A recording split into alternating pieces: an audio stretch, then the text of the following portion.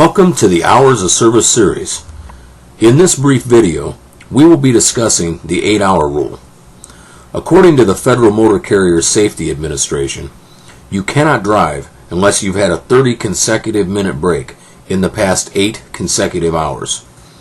With this rule, as soon as you go on line 4 in the morning for your daily pre-trip inspection, it's like turning over an hourglass with 8 hours of sand in it.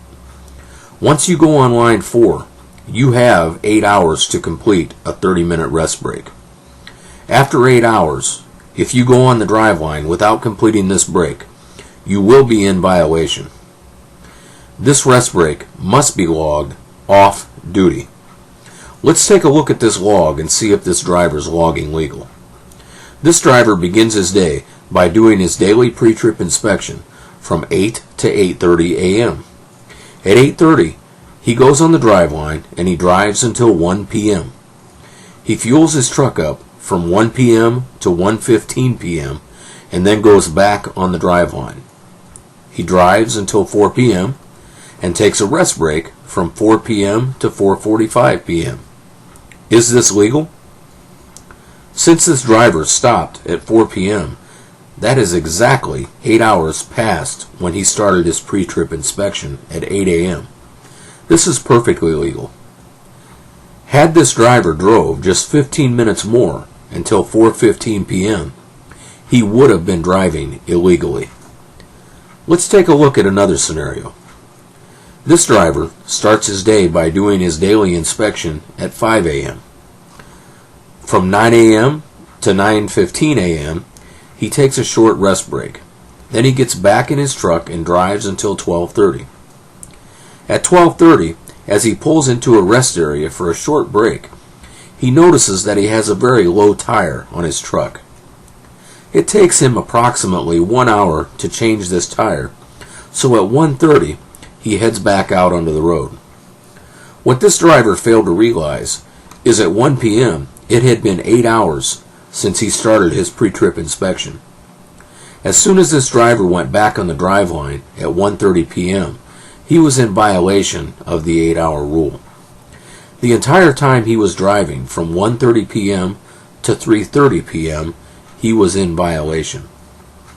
When you violate this rule, you place yourself in a position where you are subject to fines or even jail time. Let's discuss one more thing about the 8-hour rule. In this scenario, the driver goes on line 4 at 6 a.m. to start his daily inspection. He completes his 30-minute pre-trip at 6:30 a.m. and starts driving. He drives for 3 hours and decides he's too tired to drive any further, and he makes the decision to stop and take a nap for 30 minutes. Once he's completed the 30-minute rest break, he has now reset his 8-hour clock. Since he is going back out on the road at 10 a.m., he now has until 6 p.m. to stop and take another 30-minute rest break, or he will be in violation. This driver also needs to be aware of the 14-hour rule. Since his day started at 6 a.m., he cannot drive past 8 p.m. or he will be violating this rule. He must also keep in mind that he cannot drive more than 11 hours during this 14-hour period. The driver now goes on line 3 and drives until 2 p.m. when he decides to stop and fuel up his truck.